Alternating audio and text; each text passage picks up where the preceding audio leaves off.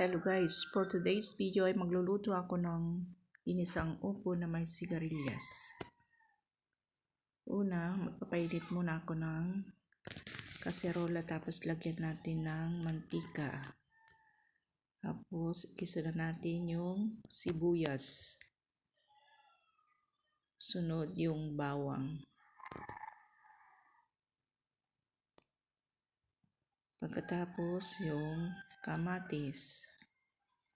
Simple lang itong ulam natin guys dahil ang ilalagay natin sa hog ay yung sardinas. Ayan.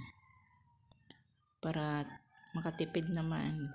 Sardinas muna ang isasahog natin. Tapos yan, lagyan na natin ng tubig. Pagkatapos takpan at hintayin kumulo. Pagkakulo, timplan na natin ng asin at seasoning granules.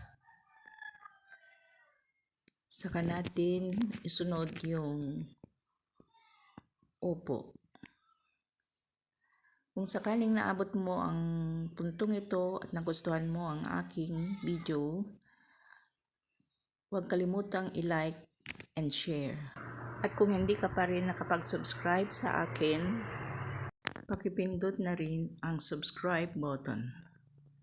At sana hindi kayo magsasawang manood sa aking mga na-upload.